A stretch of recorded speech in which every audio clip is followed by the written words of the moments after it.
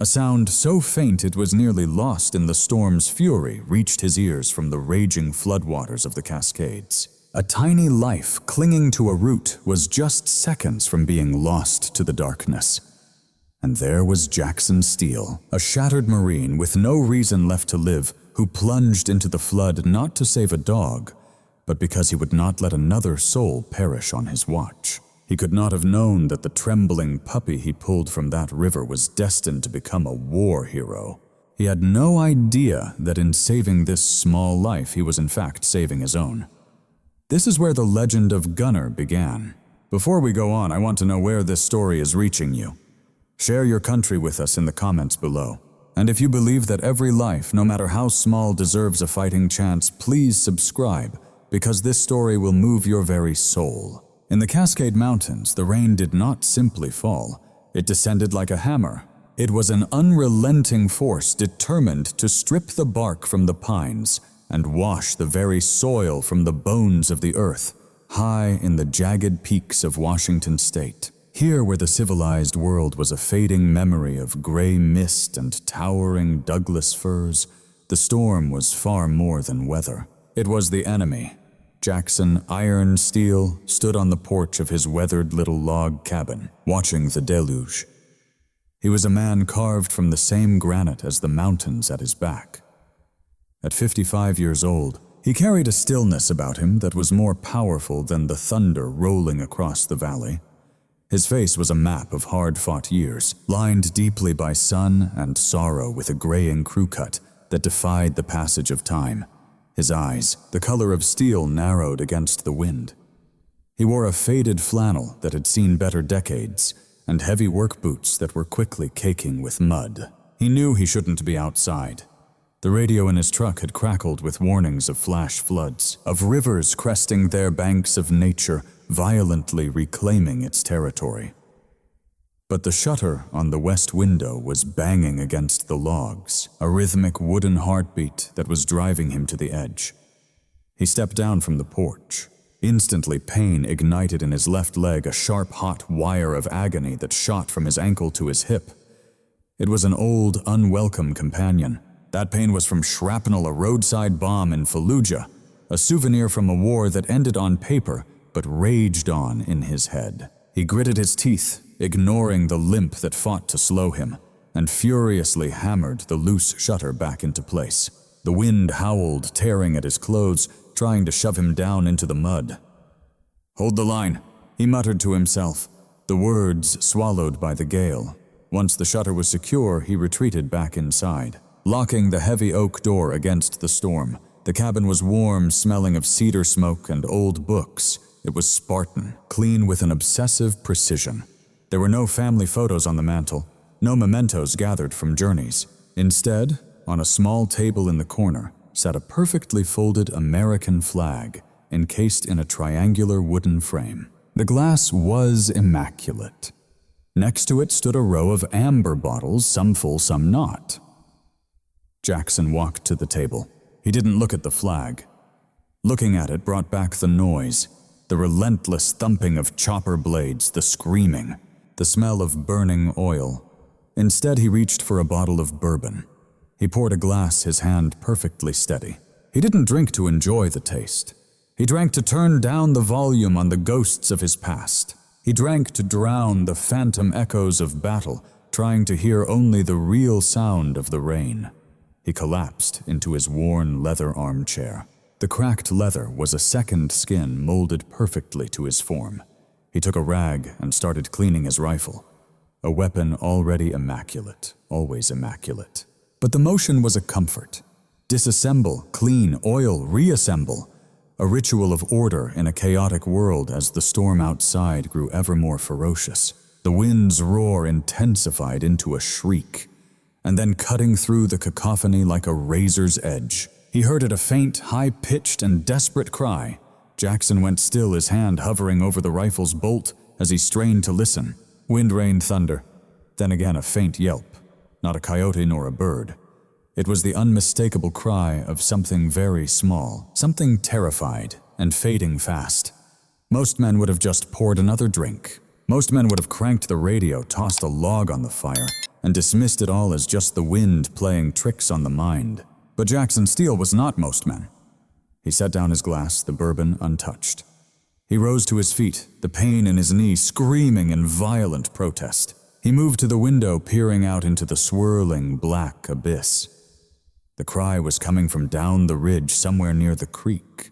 The creek, usually a peacefully babbling trickle of water, would be a monster tonight, he knew. "Not my problem," he whispered, turning back to the fire.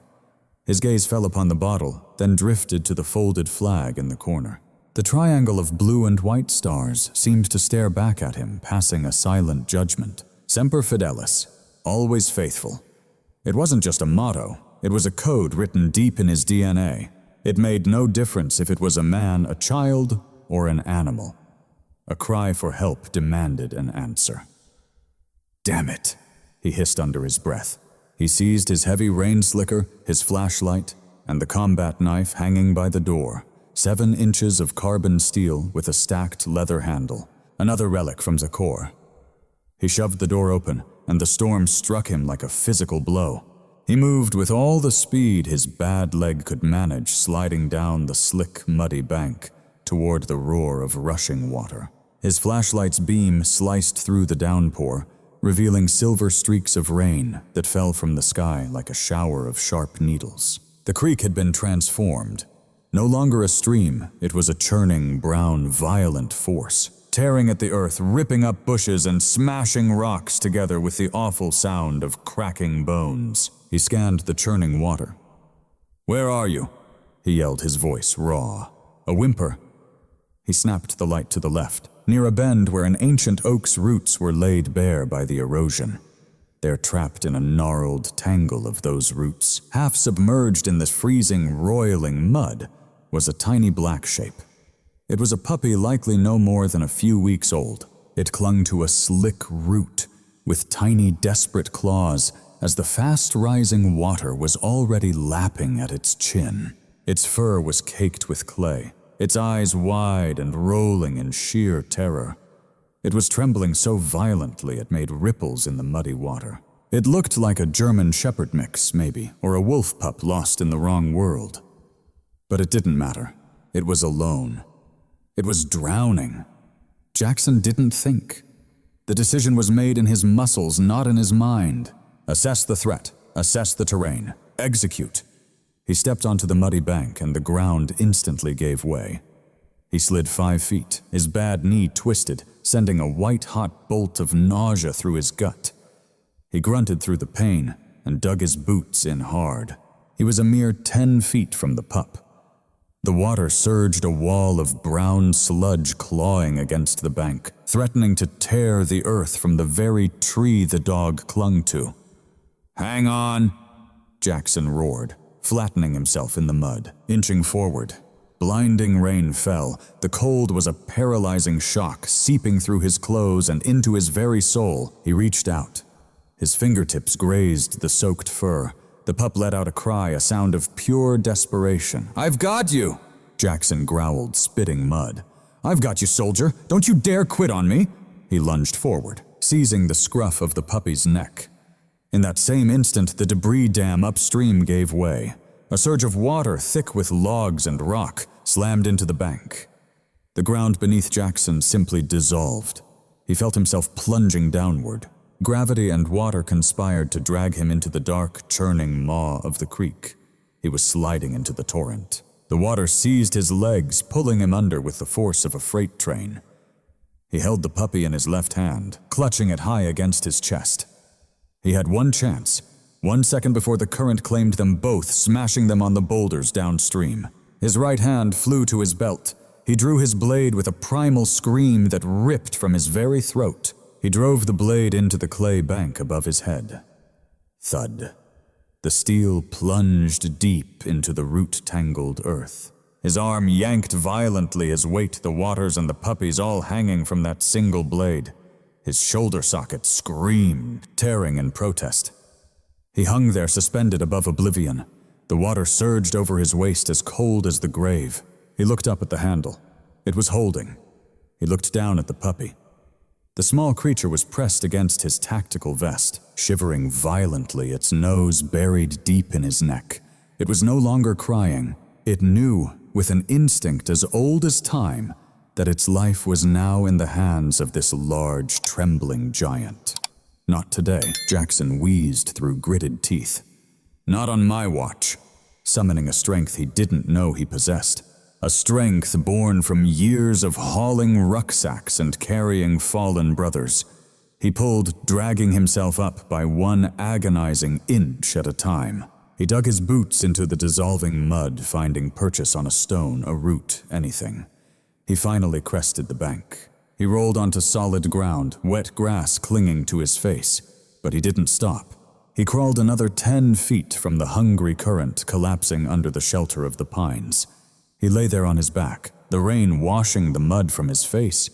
His chest heaved like a bellows, his leg burned with fire, and his shoulder throbbed. But on his chest, rising and falling with his own desperate breaths, was a small, warm weight.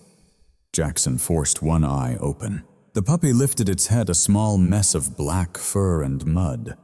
But 2 dark, intelligent eyes stared directly into his. The fear in them was gone, replaced by a profound, silent question. Jackson reached up with a trembling hand, brushing mud from the dog's ear. "You're a mess, recruit," he whispered, his voice cracking. The puppy licked his chin, a single, rough, tentative swipe. Jackson Steele closed his eyes, as rain mixed with the single hot tear escaping his eye. He lay there in the storm, battered, bleeding, and utterly exhausted. But for the first time in 5 years, the silence in his head was finally gone. It was replaced by the steady rhythm of another heart beating against his own. He draped his large, weathered hand across the puppy's back, creating a shield against the wind. "Let's get you home," he whispered. The storm finally broke before dawn, leaving the world outside scoured and silent. The sun crested the Cascades, painting the drenched pines in shades of brilliant, sharp green. But inside the cabin, air was heavy with the smell of wet fur and old coffee. Jackson Steele was on the floor of his kitchen, a towel in his hand. The pup stood before him on the linoleum, shivering, but not from the cold any longer, but from the sheer overwhelming shock of being alive.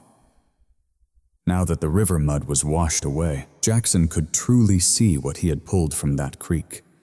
The dog was a German shepherd, no doubt, but maybe mixed with something heavier, something with a broader chest like a Malinois. His fur was as black as coal, with rich mahogany markings on his legs and face.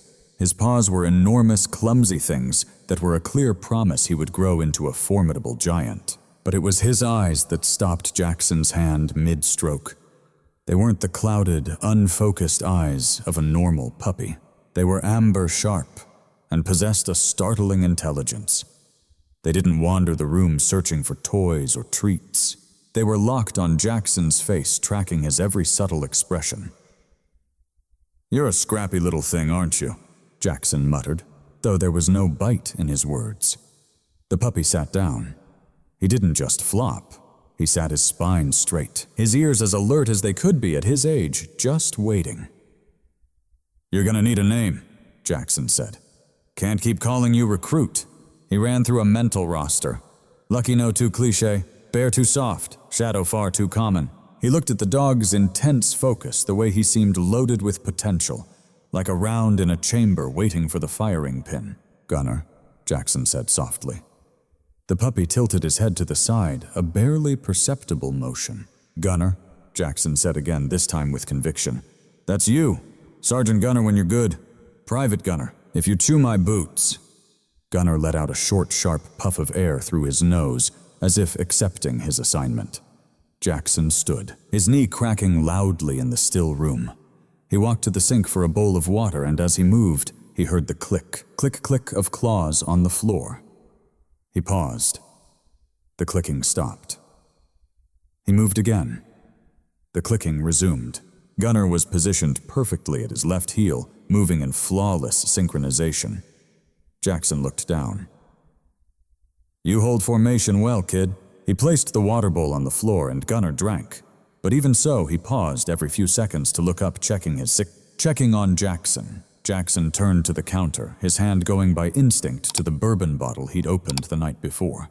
It was a reflex as natural to him as breathing. The familiar ache of morning was starting to creep in. The dull throb in his joints, the static in his head that usually required a liquid solution. He uncorked the bottle.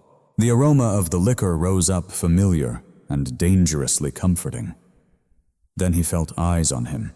He glanced down. Gunnar was sitting again, just watching him. There's no judgment in an animal's eyes. Jackson knew that. They don't understand addiction or sorrow, but there was expectation. This small creature was completely dependent on him now. If Jackson drank himself numb by noon, who would feed this dog? If the creek rose again, who would carry him to high ground? A leader, he thought, leads by example. That's what the manual says, Jackson whispered into the silence. His gaze drifted from the amber liquid to the stark white of the sink. With a hand that refused to tremble, he inverted the bottle. The bourbon gushed out a dark river of squandered money and forgotten solace spiraling down the drain. The sharp scent overwhelmed the kitchen, eclipsing the smell of pine. Jackson stood motionless, watching until the final drop was gone. Then he rinsed the bottle and sent it into the recycling bin with a final hollow toll. "New orders," Jackson announced, his voice a raw rasp. "We run a dry ship now, clear," Gunnar responded with a single sharp bark.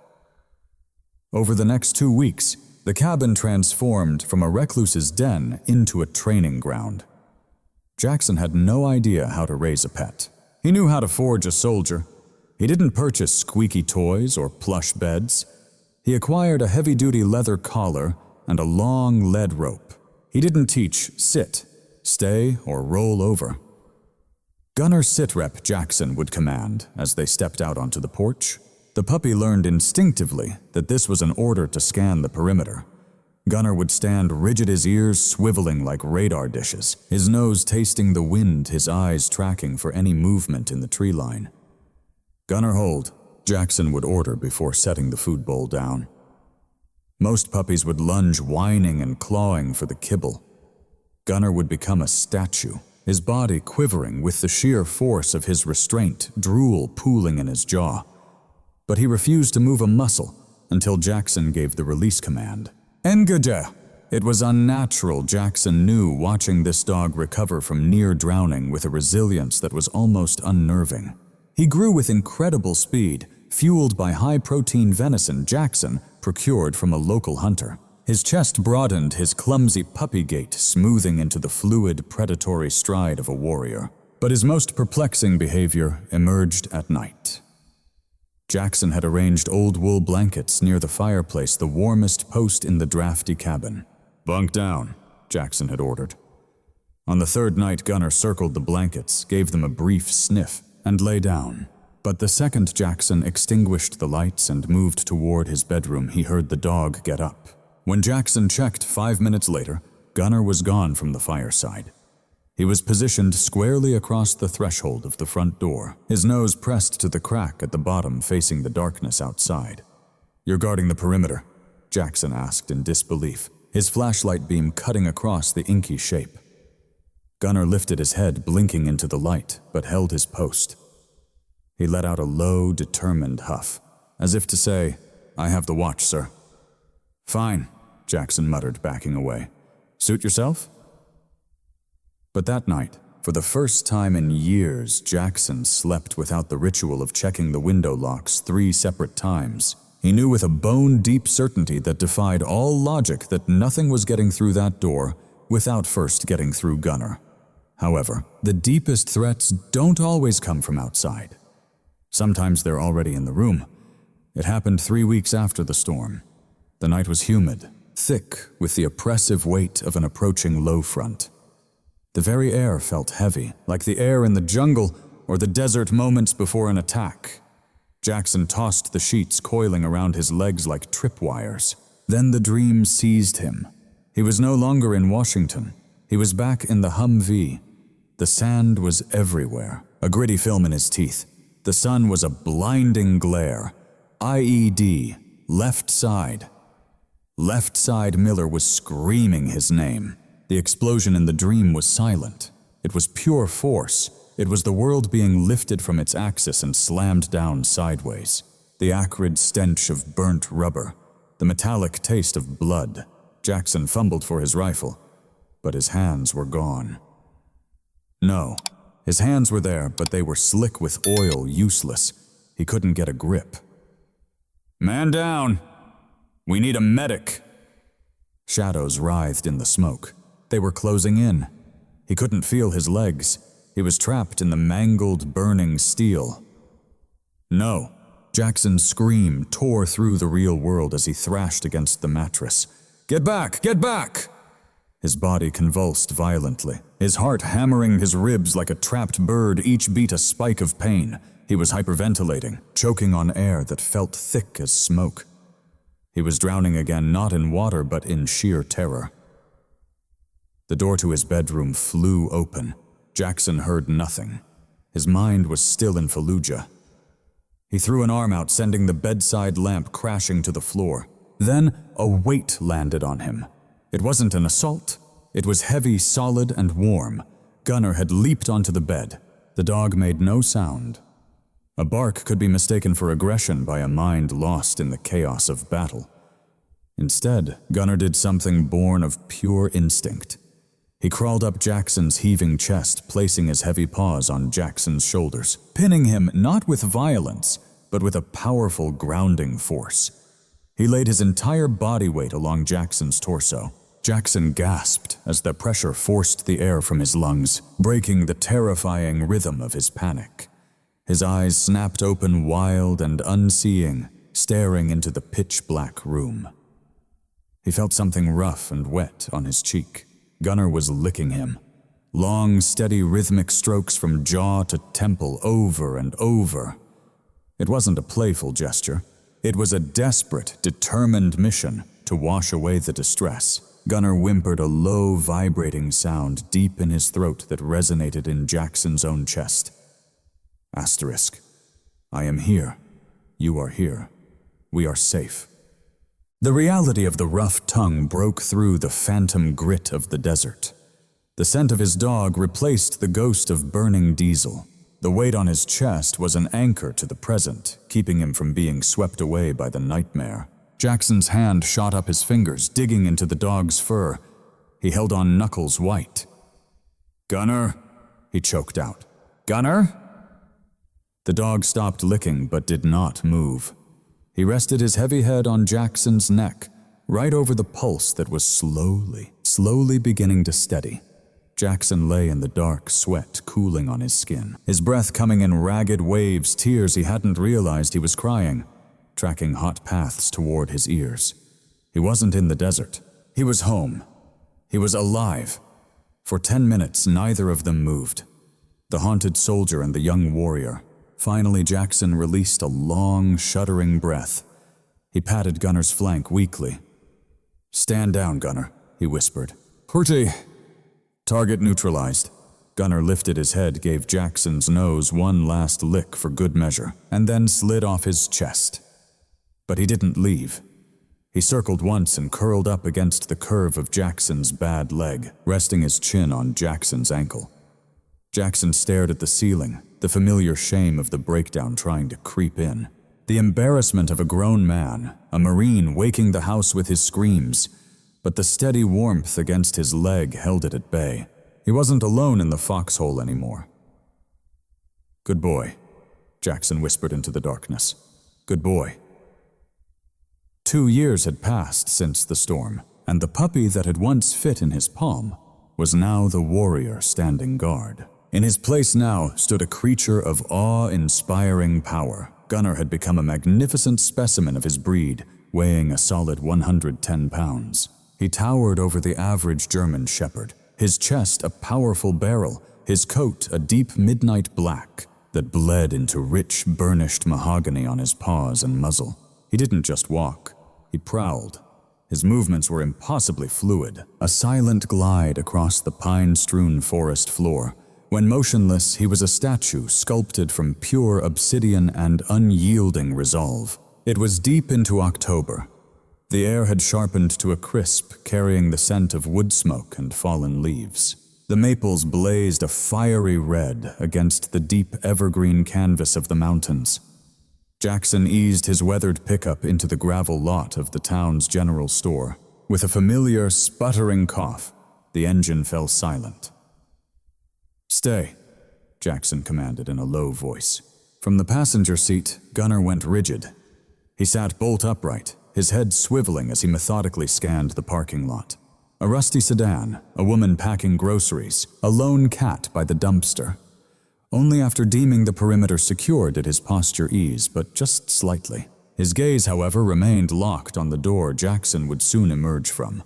Jackson swung out of the cab, favoring his injured leg. The damp autumn chill seeped into his bones, making the old shrapnel wounds ache with a dull, rhythmic throb that was his own personal barometer. Inside the store was a warm haven filled with the scent of cinnamon and fresh sawdust. Sarah, the proprietor, was waiting behind the counter. She was a woman in her 60s, her face etched with the gentle lines of a lifetime of smiles, wearing a floral apron that was a soft contrast to the chainsaws and ammo. "Afternoon, Jackson," she greeted, already sliding his usual bag of coffee across the worn wooden counter before he could even ask. She knew his routine, just like she knew everyone else's. "Sarah," Jackson acknowledged with a nod, placing a few worn bills on the counter. Her gaze drifted past him through the window to the truck, where Gunnar was staring directly back at her through the glass. His stare was unblinking, fiercely intense, and completely lacked the warm, simple friendliness of most dogs. Sarah shuddered, rubbing her arms as if against a sudden chill. "He's getting big, Jackson." "He eats well," Jackson replied, simply pocketing his change. "It's not his size," Sarah insisted, leaning in her voice falling to a conspiratorial whisper. "It's the way he watches everything. My golden retriever, Buster, he looks at me and he just sees a walking cookie jar. But that dog," with a trembling finger she pointed at the truck, "he looks at me like he's calculating the fastest path to my throat." Jackson's body tensed. "He's disciplined." "Sarah! He isn't aggressive." "I've lived in these mountains my entire life," Sarah countered, her tone soft but firm. "I know what wild looks like. You might have taken the dog out of the wilderness, but I'm not sure you took the wilderness out of him. He has the eyes of a wolf, Jackson. Just be careful." Jackson glanced back at his truck. Gunnar remained perfectly, unnervingly still. "He's not a wolf," Jackson stated, his voice quiet but firm.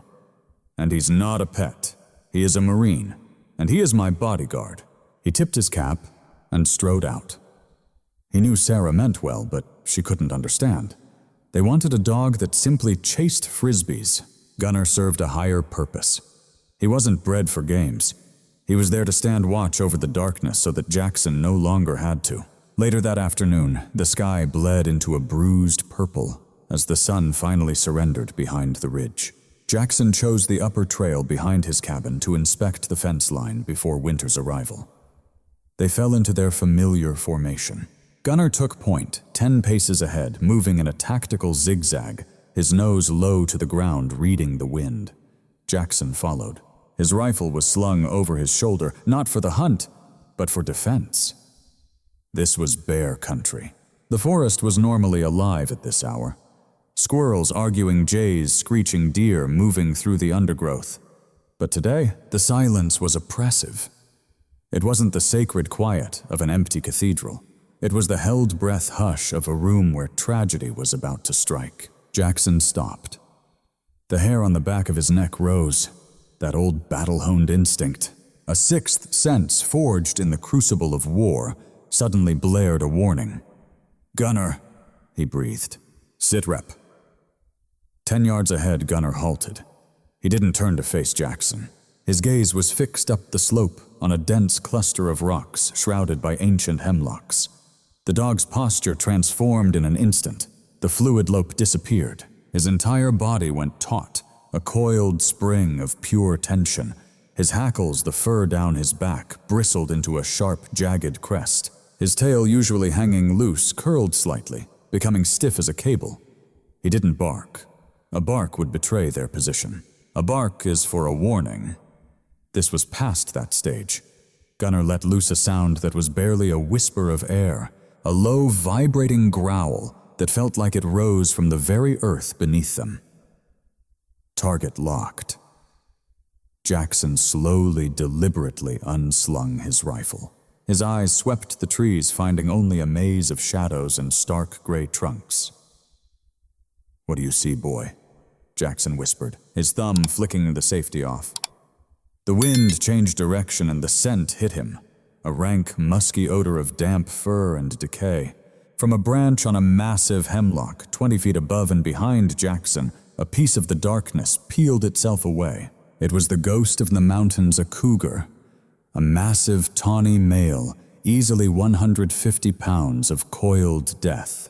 It had shadowed them for miles, a silent phantom in the canopy waiting for the precise moment the man was most vulnerable. There was no roar, no scream, just a silent fall. Gravity and raw muscle launched the great cat into a deadly descent, its target locked on Jackson's unprotected neck.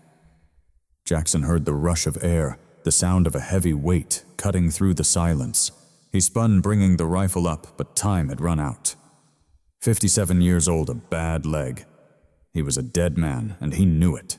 But the cougar never made contact. A black blur exploded from the ground. Gunnar had calculated the predator's fall. He'd tracked the scent, calculated its path, and launched himself skyward in a leap that defied the laws of physics. The collision sounded like two professional linebackers colliding at a dead run. Asterisk thud. Asterisk Gunnar met the cougar in mid-flight 6 feet off the ground, his jaws with the power to shatter bone locked onto the cat's powerful shoulder. The sheer momentum sent both animals careening away from Jackson. They slammed into the soft earth in a chaotic knot of fur, claws, and raw fury. The forest's silence was torn apart. The cougar let out a terrifying, almost human scream of pure, unadulterated rage. Gunnar made no sounds of pain, only a low, wet snarl of pure combat. The world became a violent blur of tawny and black fur. The cat was faster armed with 5 lethal sets of claws.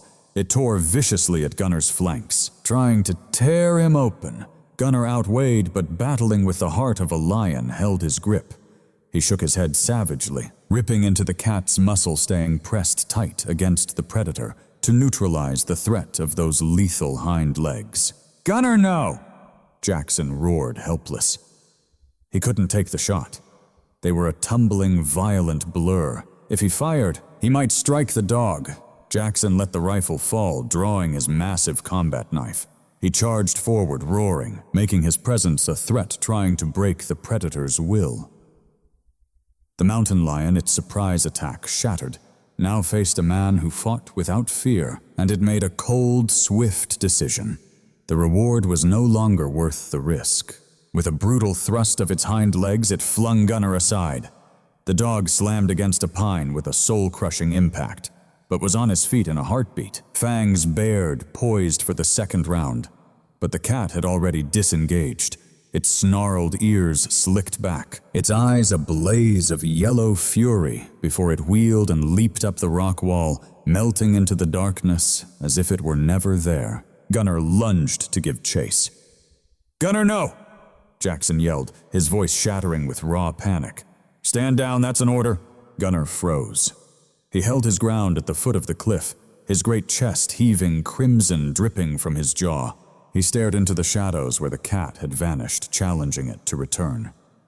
Jackson collapsed to his knees beside his friend. "Let me see you." Jackson choked out his hands, trembling beyond his control. "Come on, buddy. Let me see." Gunnar turned toward him, adrenaline still surging, his eyes wild pupils consuming the amber iris. But then he saw Jackson, and the ferocity in his gaze softened, replaced by a gentle, panting worry. He licked Jackson's hand.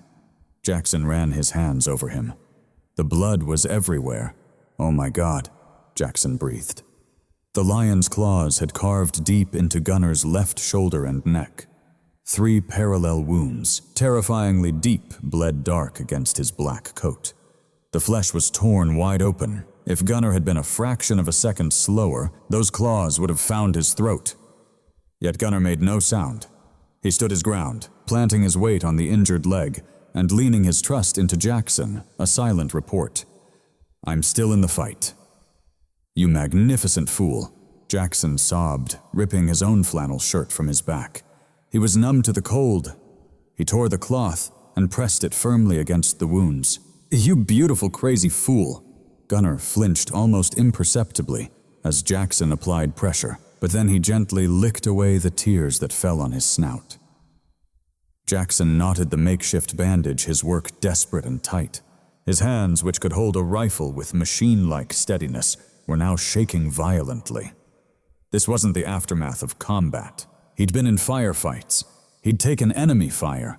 He had never known fear for himself. But seeing Gunnar's life staining his hands, he felt a dread colder and sharper than any winter wind. And he knew in that instant that Sarah's warning had been so wrong. Gunnar was no wolf. A wolf fights for its pack for survival. Gunnar had fought for one reason him. "Think you can walk?" Jackson asked, his voice thick with emotion. Gunnar took a halting step, limping badly. But then he looked up at Jackson and gave a single solid wag of his tail. "Then hurry." "Time to go home." "Yeah," Jackson affirmed, sliding an arm around his dog's good side, bearing his weight. "We're going home." "You're getting a steak tonight, Marine. The biggest one I can find." Together they moved down the path through the fading light. A wounded old soldier and his bleeding dog leaving a crimson trail on the forest floor. The woods had fallen silent once more, but the specter of death was gone. Banished by a warrior who fought not for a medal, but for the man he loved. The first deep snow of December had arrived, turning the landscape into a vast white canvas. An absolute silence settled over the Cascade Mountains, broken only by the sound of tires crunching on gravel as a dark SUV climbed the long, winding drive to Jackson's cabin. Jackson stood on the porch, black coffee steaming in his hand. Beside him sat Gunnar the dog, having now healed. But the fierce encounter with the mountain lion had left its mark. A jagged silver scar ran from his left shoulder up toward his neck, a permanent badge of courage etched against the midnight black of his fur. He sat like a stone gargoyle, his breath forming white clouds, his amber eyes locked on the approaching vehicle. "Steady," Jackson murmured. The SUV halted, a door opened, and a man stepped out.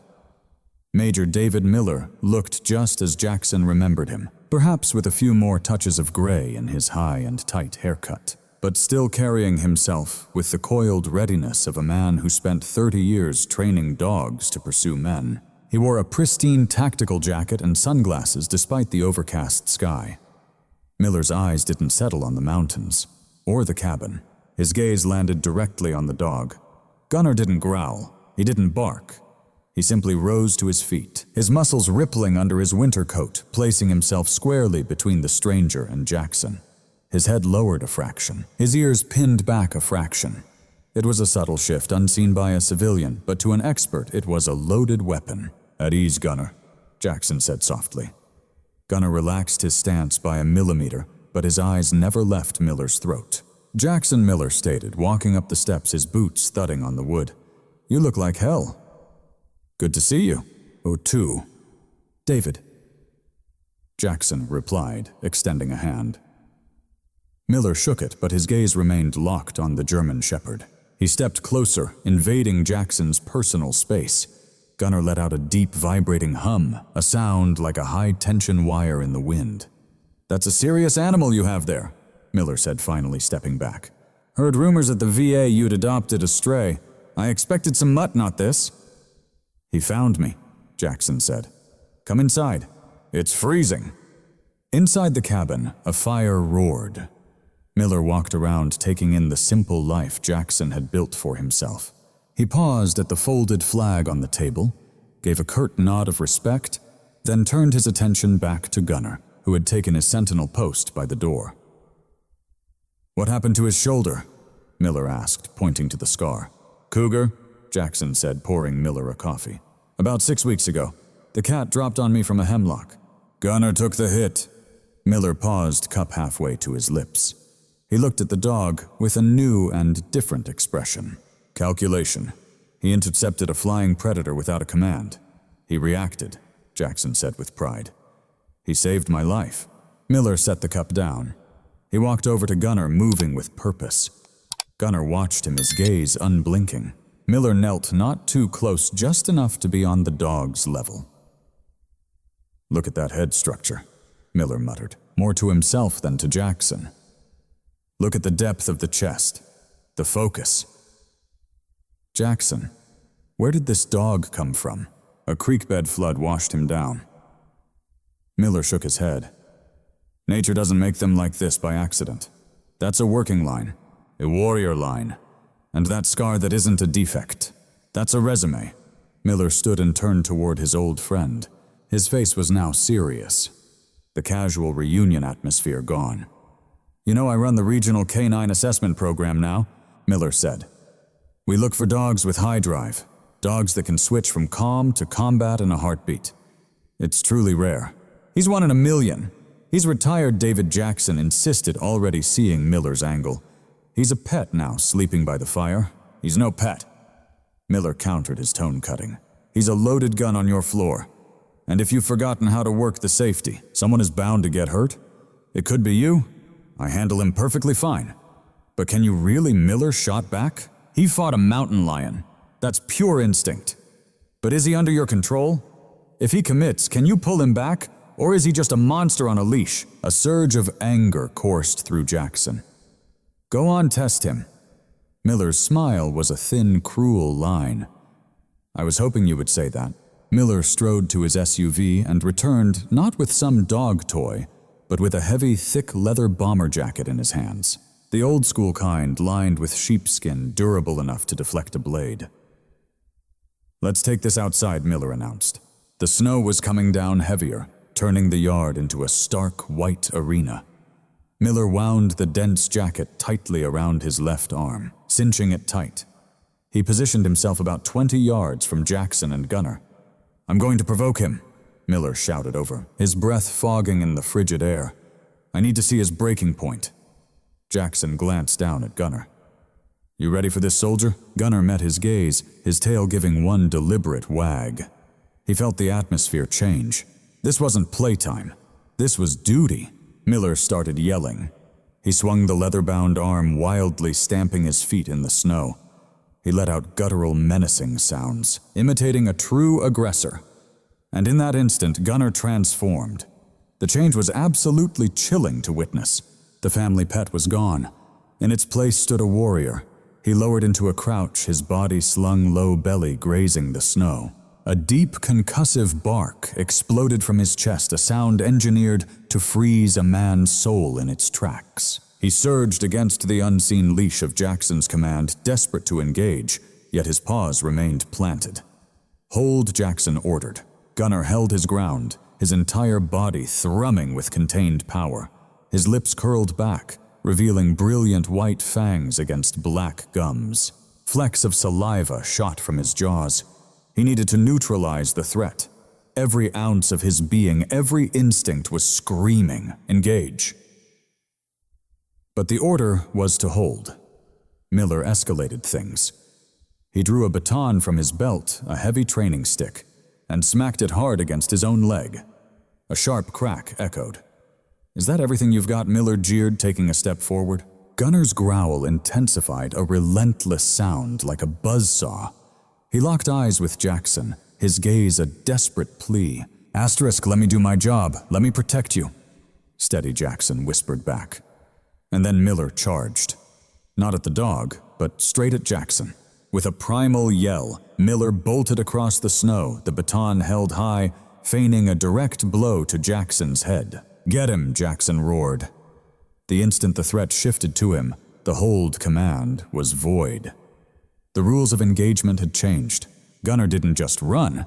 He launched himself like a missile from the snow, covering the 20 feet in just 2 powerful leaps. He was a black streak against the stark white ground. Miller braced for impact, offering the leather-padded arm. Gunnar hit him like a freight train. He didn't just bite down. He drove through the target, his jaws locking onto the thick jacket with a horrifying crack of immense pressure. The sheer force lifted Miller, a 200-pound man, clean off his feet. He slammed into the ground, the impact jarring. The air was driven from his lungs, but Gunnar wasn't wild. He was precise. He pinned Miller's arm firmly to the snowy earth, his body weight pressing Miller's chest down, his eyes locked on Miller's face. He let out a low, rumbling growl, a deep rumbling warning that vibrated right next to Miller's ear. "Don't move. Don't even breathe." Jackson watched his heart hammering against his ribs. This was the moment that would define everything. The wolf had tasted power. The blood was high. "Gunnar!" Jackson's voice cracked through the silence, as sharp and clear as shattering ice in the winter air. "Stand down." The change was instantaneous. Gunnar unlocked his jaws. He released the arm. He didn't retreat, but the aggression vanished. He stood over Miller, his massive chest heaving, awaiting his next order. He glanced back at Jackson. Target neutralized, awaiting instructions. "Heel," Jackson commanded softly. Gunnar turned his back on the downed man, the ultimate display of confidence, and trotted faithfully back to Jackson's side. He sat pressing his flank hard against Jackson's limb, his gaze fixed on his master's face. "Did I do a good job?" Miller lay in the snow for a long moment, staring blankly at the oppressive gray sky. Then he began to laugh. It was a breathless, disbelieving sound. He pushed himself up, rubbing his arm. The thick leather jacket was punctured with deep marks, but his skin was completely untouched. "Help me up, you old cuss," Miller said, his voice ragged with awe. Jackson walked over and pulled his friend to his feet. Miller brushed the snow from his jeans and stared at Gunnar. The dog was perfectly calm. The demon had been put back in its cage. "Well?" Jackson asked, fighting to keep the immense pride from his voice. Miller cautiously approached Gunnar. He didn't try to stare him down this time. He offered a hand palm facing up. Gunnar sniffed it, then allowed Miller to scratch gently behind his ears. "I was wrong," Miller admitted quietly. "He's not a loaded gun." Miller looked Jackson directly in the eye. "He's a surgeon's scalpel. I've trained dogs for 30 years. Jackson, I've seen Malinois imported from Belgium that cost $50,000 who couldn't execute an out command that cleanly under high drive." Miller sighed, his breath a white cloud in the frigid air. He glanced around at the silent, imposing trees, the lonely cabin, the vast isolation. "You've got a Ferrari parked in the middle of a cornfield, Jackson." "What's that supposed to mean?" Jackson asked, a knot of dread tightening in his gut. "It means he's a prodigy," Miller said, his voice heavy with seriousness. "He has a rare gift. A gift that can save lives. Real lives, Jackson, not just yours." Miller gestured toward the magnificent animal. "He's happy here, of course. He loves you, but look at him. Look deep into his eyes. He's bored, Jackson. He is a warrior without a war to fight. He's watching squirrels when he should be hunting terrorists or finding bombs."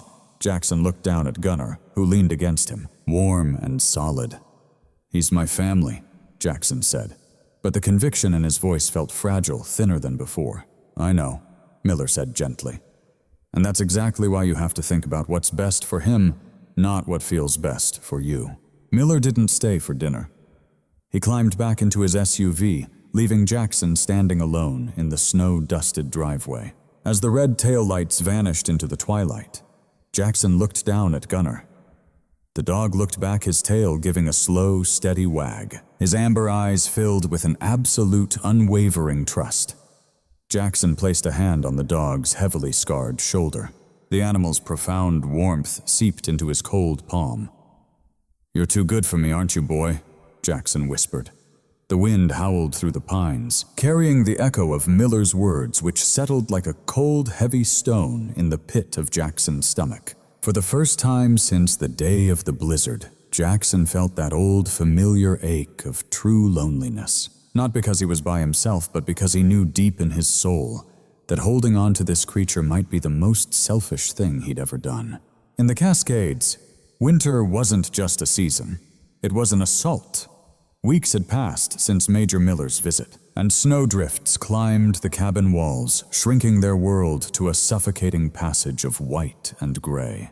The once calm silence now bore down on Jackson, a palpable pressure against the glass. Inside the cabin, the air crackled with a tension that no amount of firewood could ever hope to burn away.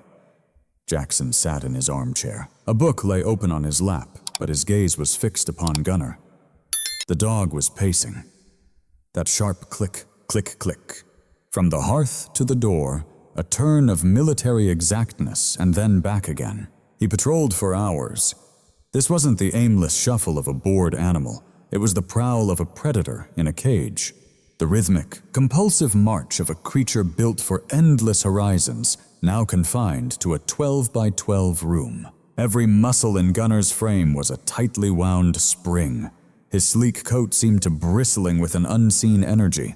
When he stopped, he would take post by the window and scan the empty road, his ears pivoting to lock onto sounds Jackson couldn't hear. The snap of a branch a mile away. The drone of a distant jet. "Easy, Gunnar," Jackson murmured, the command empty of its usual power. Gunnar stopped. He met Jackson's gaze with those amber eyes, burning with an intensity that was nearly painful to behold. He made no sound, no bark, just the look. It was a look of profound, silent waiting. "What is our mission? Where is the threat? Why are we standing by?" Jackson snapped his book shut. The sound was a gunshot in the tiny room. "I know," Jackson whispered to his dog. "I know." He pushed himself to his feet, his bad leg locking up with a sharp, searing pain. He grunted, bracing himself on the table. He saw his reflection in the darkened glass. Gray hair, a face etched with lines, a body broken by his service. Then he looked at Gunnar Prime, powerful, a living weapon engineered for war, currently guarding a stack of old newspapers. Miller's words replayed in his head. A broken record he couldn't stop. A Ferrari in a cornfield, a warrior without a war. He was right, wasn't he? Jackson asked the silent room. Gunnar's head cocked, his ears zeroed in on the tone of Jackson's voice. The next morning delivered a hard, cold sun that glared off the endless snow. Jackson decided they had to break out of the monotony. He called Gunnar into the truck for a supply run down to the valley floor, where the roads were finally clear. Gunnar launched himself into the passenger seat with a desperate excitement, his tail hammering a beat against the seat. For the first time in days, a light had returned to his eyes. Movement, action, a purpose. They drove on in silence, the heater waging a losing battle against the cold. As they descended the mountain pass, a sound tore through the air. A deep, rhythmic thwump-thwump that vibrated through your bones. A twin-rotor Chinook from the nearby base was flying low, hugging the valley floor on a training run. In an instant, Gunnar went rigid. He scrambled across the console, pressing his nose to the windshield, his claws digging into the dashboard. He didn't bark. He unleashed a sound Jackson had never heard before. A long, aching howl that rose and fell with the Doppler shift of the passing helicopter. This was not a dog howling at the moon. It was a call sign. It was a soldier acknowledging the sound of transport, the unmistakable sound of deployment. "Easy, boy," Jackson murmured, a hand on Gunnar's heaving flank. Gunnar was lost to the world. He stared after the helicopter until it was just a dot in the sky, his frame shaking. When it finally vanished, he slumped heavily back into the seat, a deep, shuddering sigh escaping him that sounded painfully human. He dropped his chin to his paws, his gaze fixed vacantly upon the dashboard. The sorrow pouring off the animal was so real you could feel it. It suffocated the very air in the cab. Jackson's hands clenched the steering wheel, his knuckles stark white. A hard knot of guilt twisted deep in his gut, and a bitter, acidic taste crept up into his throat. Death. I'm caging him, Jackson thought bitterly, stealing his entire life just to fill the holes left in mine. They arrived at the edge of the small mountain town. Jackson steered the truck to the shoulder by a long road lined with an old split-rail fence, a weathered barrier between the highway and the open fields. His bad leg was aching. He swung the door open. "All right, Gunnar." The dog hopped out but didn't run. He walked beside Jackson head low, a beautiful creature utterly devoid of his spirit. They walked beside the fence-line gravel crunching with each of Jackson's steps. Then the ground started to shake. It began as a low, distant rumble, a vibration that pulsed up through the soles of his boots. Then the sound hit them, the deep, guttural roar of powerful diesel engines approaching. Jackson looked up the highway. A convoy was bearing down. 6 heavy tactical transports painted in olive drab and desert tan were moving in tight formation. He figured it was a National Guard unit on winter training maneuvers. The noise was immense, a symphony of grinding gears and the high whine of tires burning up the pavement. Suddenly, the leash in his hand went rigid. Jackson looked down. Gunnar had stopped cold. He was a different dog entirely. The heavy depression had vanished, the lethargy erased. His ears were sharp and forward, his tail standing high like a proud flag. His gaze was locked on the approaching trucks with pure, undeniable recognition. These were the sounds that were coded into his very soul. This was the very smell of his purpose. "Gunnar, no," Jackson commanded, his knuckles white as he gripped the leather leash. The lead truck thundered by its wake, a violent blast of air.